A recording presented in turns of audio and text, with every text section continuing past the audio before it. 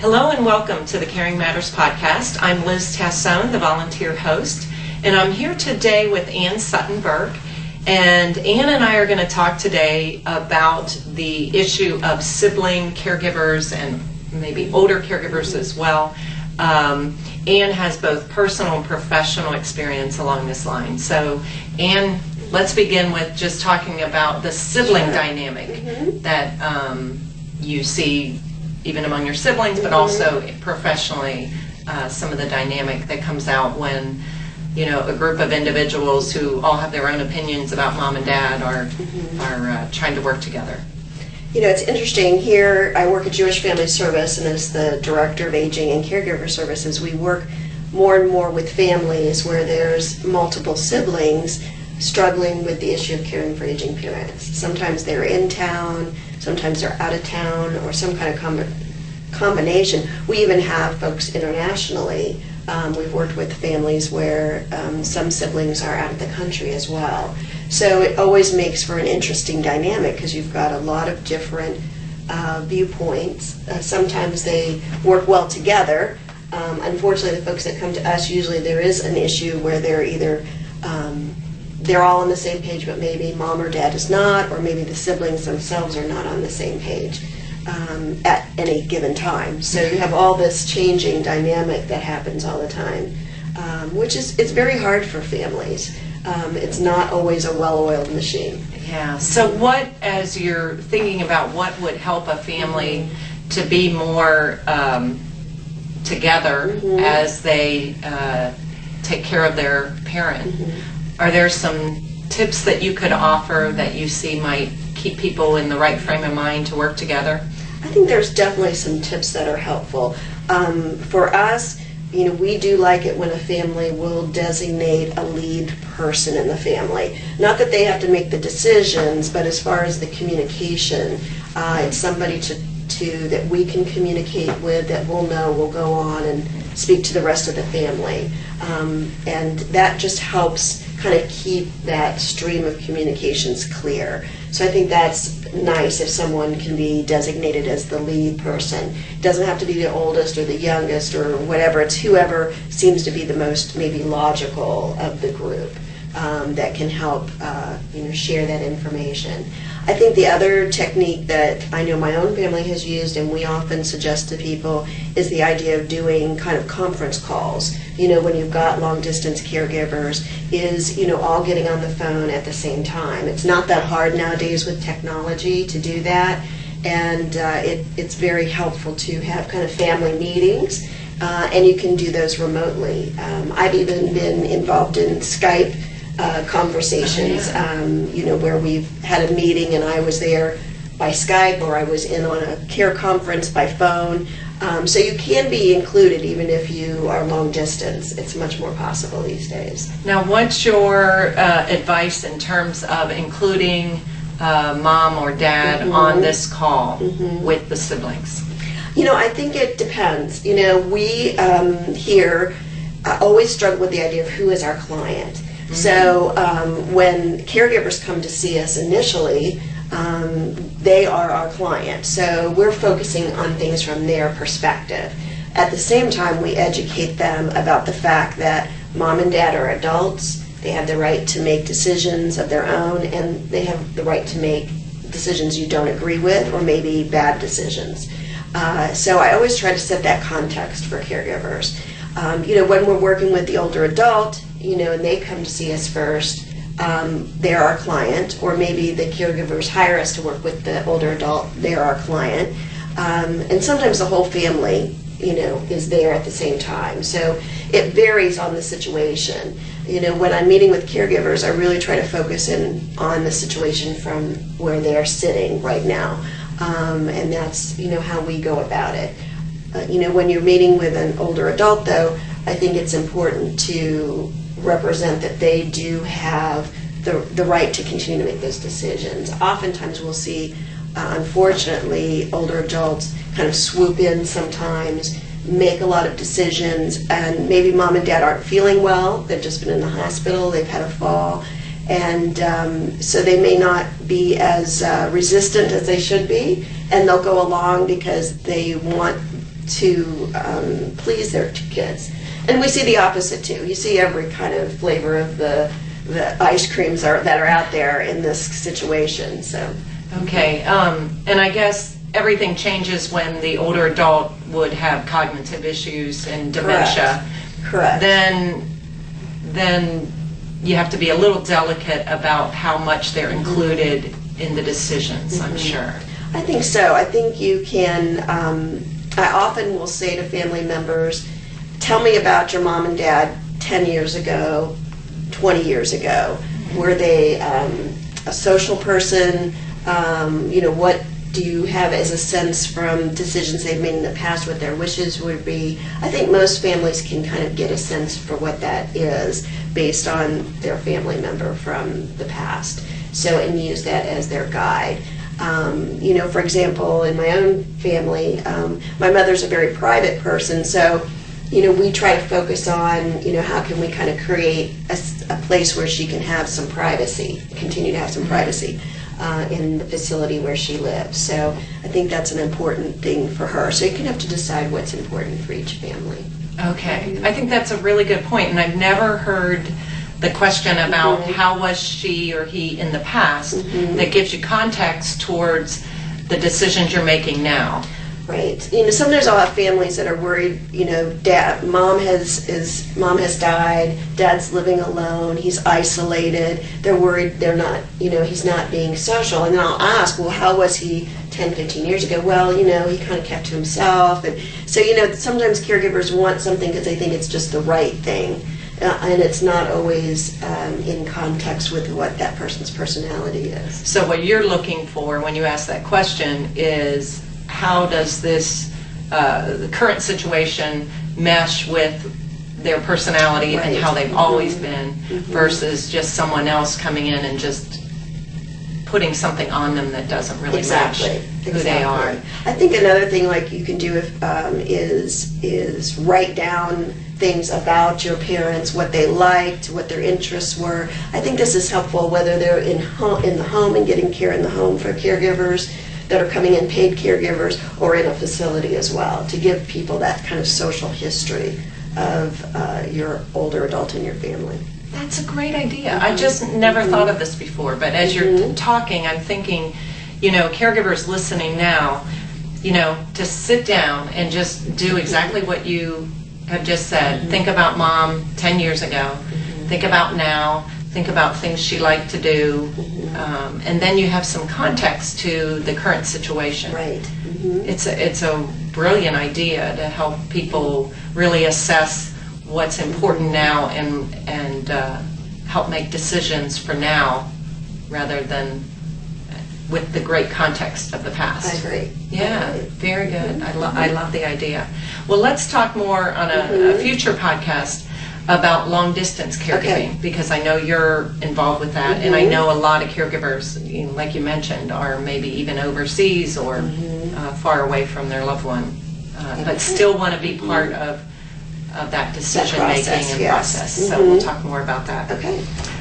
So thank you, Anne, for those insights. I want to thank our sponsors: Vitas Hospice, Hillebrand Home Health, Home Care by Blackstone, Family Bridges Home Care, Lifespan, and Bailey. I'm Liz Tassone. I want to thank you for listening, and always remember that caring matters. Hello and welcome to the Caring Matters podcast. I'm Liz Tassone, and I'm here today with Ann Sutton Burke. Ann has been a long time involved in the community of aging here in the Cincinnati area, and she's also a caregiver, long distance caregiver for her mom, who's in her mid-90s, unbelievable.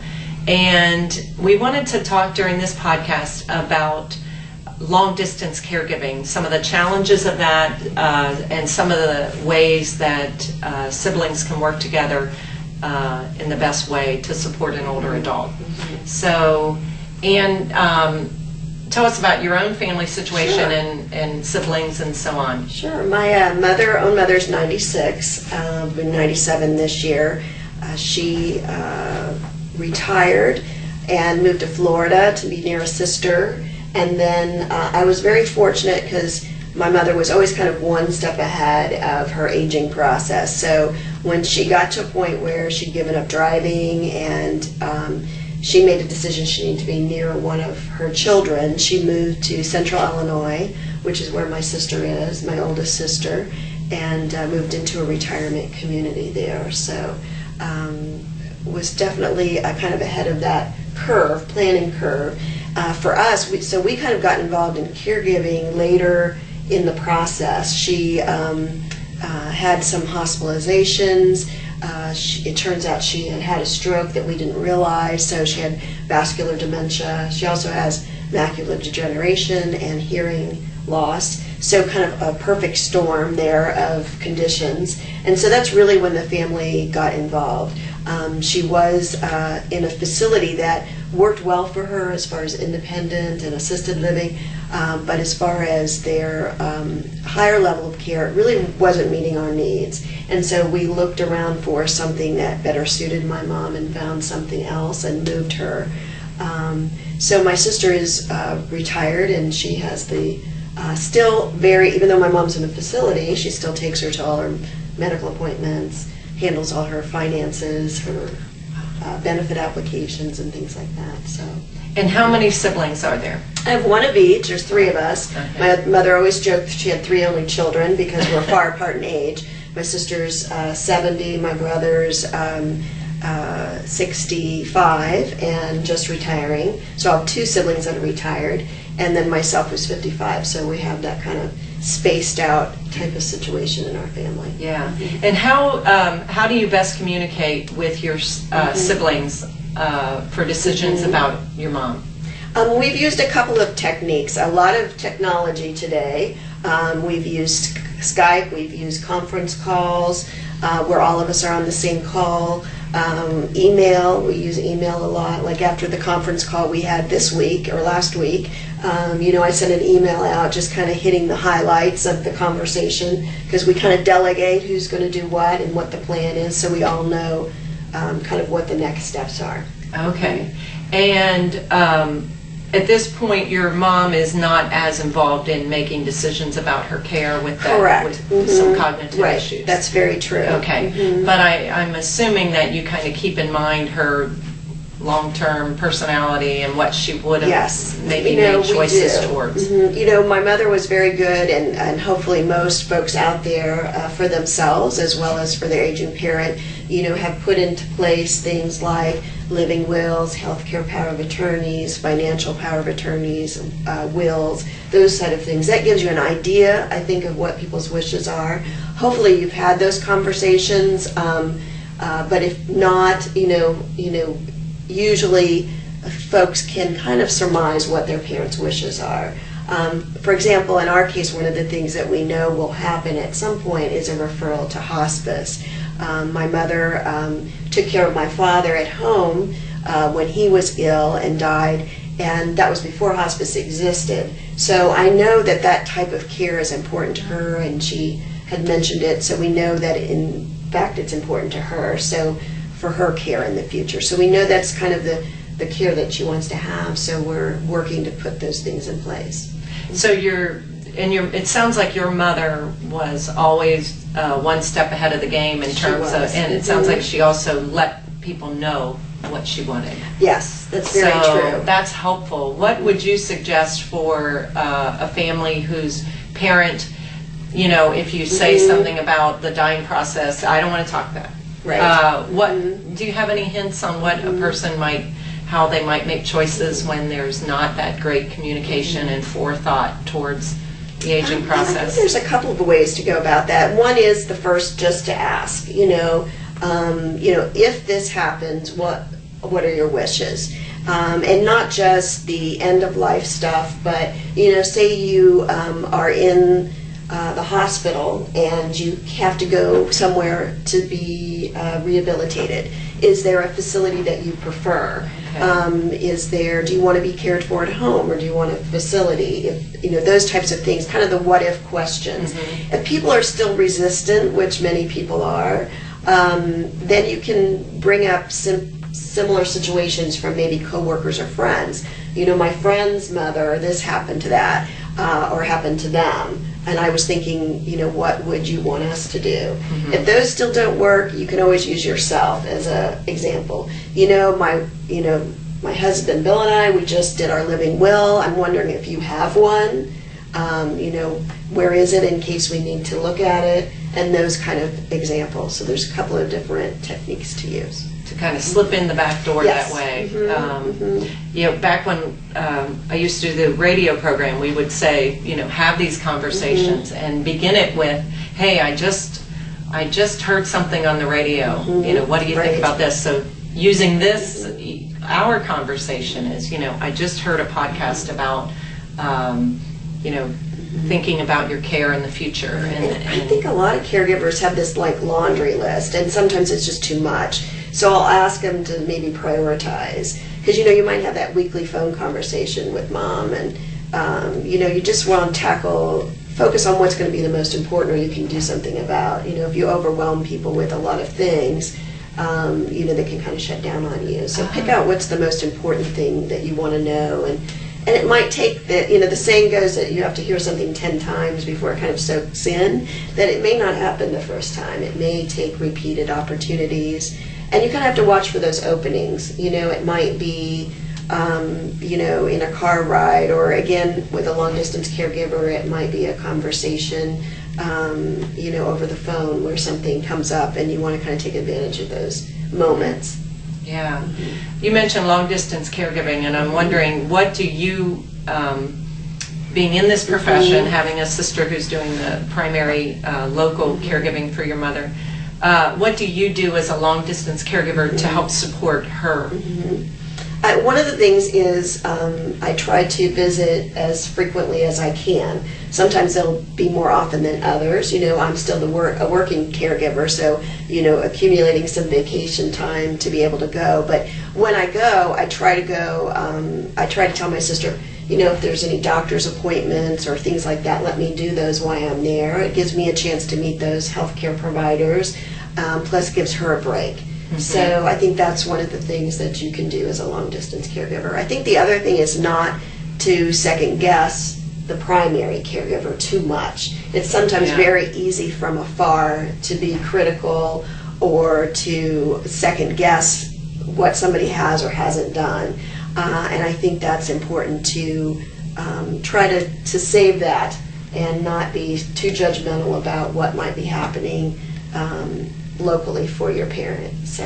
And I would imagine, being in the profession you're in, or I would think nurses fall into this a little bit too, because they have some expertise in an area, and then to be able to just kind of hold back your own expertise because they're the ones in the middle of it. I'm sure it takes some restraint at times to... I think so. I think sometimes you can, I can overwhelm my family sometimes. I think it's important also to know the value of local professionals. Even we do geriatric care management here at Jewish Family Service, and in Illinois we hired a geriatric care manager. Now I knew about 90% of what she shared with my family, but that 10% of which are the good facilities, where do they have good staffing, names of people and companies locally to talk to, whether it be hospice or health care or long-term care facilities or home care agencies, was invaluable to us. So it was very much worth what we paid for that expertise. Oh, very good. Very good. Well, this has been very helpful, Anne. Thank you so much for giving us your time and expertise today on this. I want to thank Anne for being with us today, and I also want to thank our sponsors, Vitas Hospice, Hillebrand Home Health, Home Care by Blackstone, Family Bridges Home Care, Lifespan, and Bailey. I'm Liz Tassone. I want to thank you for listening, and always remember that caring matters.